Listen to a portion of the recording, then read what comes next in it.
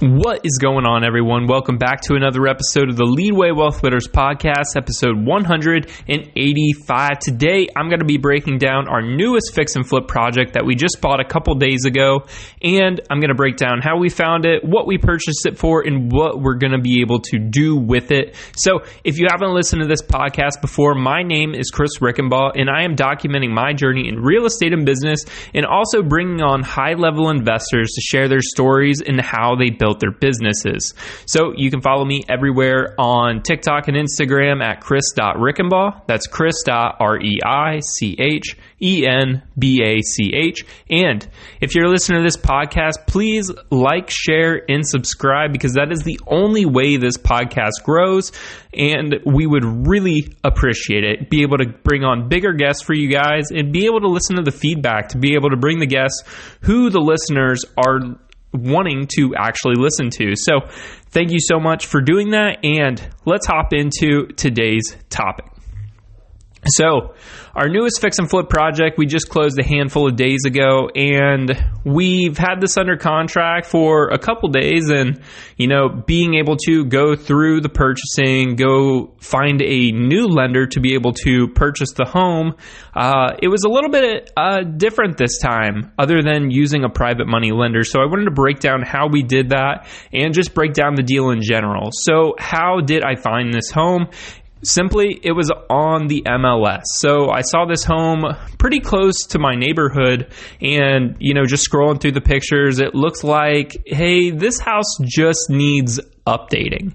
And there's a couple other things. It was a 2-bed, 1-bath, 1,275 square feet. So the 2-bed, 1-bath, I'm like, well, there's definitely plenty of room for, another bedroom and another bathroom. So I said, let me just walk it to be able to figure out the, what this house actually looks like on the inside. So we get into the house. It has a den and it has a large laundry room attached to the back of it. So for me, that's pretty simple. All we have to do is, cut a hole to the laundry room. We put the bathroom in there, and then we just add in a closet to be able to make that a master bathroom. And then you have a 3-bed, 2-bath, which greatly impacts your ARV. So we knew we could make it into a 3-2. Bathroom 1 and room number 1 were already complete for us. So that takes a lot out of our renovation budget. And so we ran the numbers based on that, and it's going to be roughly about a $60,000 rehab, because what we're going to be doing with it is taking out one of the walls. So talking about how we found it and negotiating the deal. So I walked it and came back to the seller and said, hey, this is my number. And this was pretty much direct to seller, because he was listing it with a flat listing, or with a listing agent who just does like a flat fee. So I called him, and I actually talked to him not too long ago. And he says, send me your number, see what we can do here. So I shot my number where I wanted it. He said, yeah, that's not going to work for me. He's like, can you get a little bit closer to this number? So after a little bit of back and forth, we settled on 243. And so it wasn't exactly where I wanted to be, but it's still a pretty good opportunity for where the ARV is, because purchasing the home, all of the purchase and the renovations, we're going to be under 75%. And what that means is we can do a refinance on the home, and we can be able to keep it as a rental, hold it for a couple years, and then be able to eventually sell it. So that's option 1. And then option 2 would be to flip it. So where the market is right now, where we're buying this home will, based on my numbers, with a $243 purchase price and a $63,000 rehab, that puts us at $310,000 all in. Now, if I'm keeping this house as a rental, that $60,000 rehab actually really cuts down to about $45,000. So that really impacts our numbers, because I can say, hey, I don't want to do, it's like, here's my perfect design list of here's what I want to do with it if I was selling it. But I said, if I need to keep it as a rental, we can really reduce this to where our major area is going to be renovating the kitchen. We can leave the wall there, and that's going to save us about $5,000.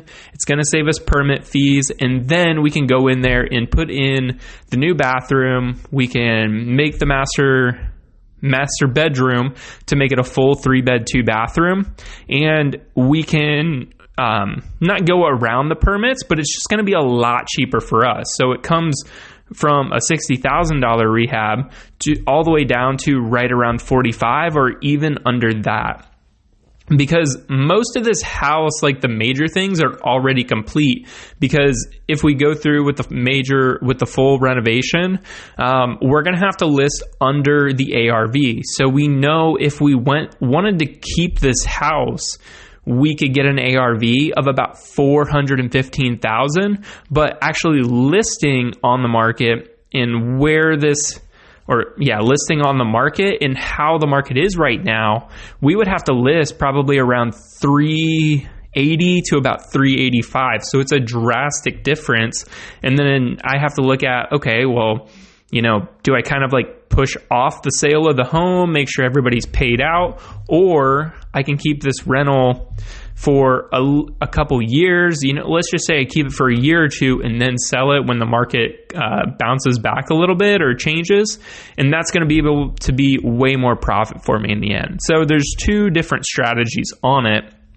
And I, fluff the rehab up just to make sure we're covered on all of our costs, make sure if we have to go do that full renovation, if anything pops up, we have a little bit of buffer room to be able to do that. So what we are doing in this house, I touched on that a little bit already. We're turning it into a 3-bed, 2-bathroom. We are going to be removing the middle wall, which can be subtracted from the renovation because if we're going to be able to keep it as a rental. So the major area is the master bedroom, master bathroom, and then renovating the kitchen, redoing the floors, and then we're going to be done.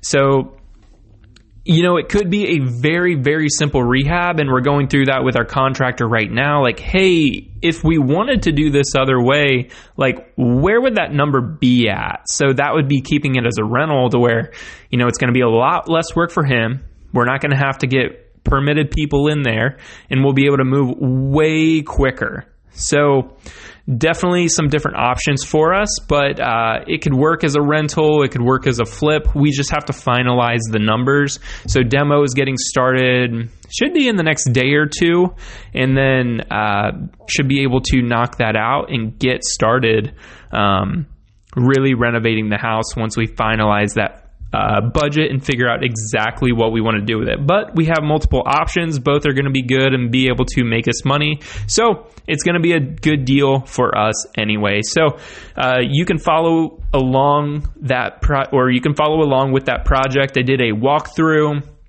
I talked about how I found it on TikTok and Instagram, so make sure you follow me there at chris.rickenbaugh, and then you're going to be able to see the beginning and after pictures as it kind of comes along here, and I'll be making sure to post some videos of the renovation progress going. So make sure you follow me there, follow the flip along, and then keep tuning into the podcast where we're going to be having more guests coming up, sharing their stories.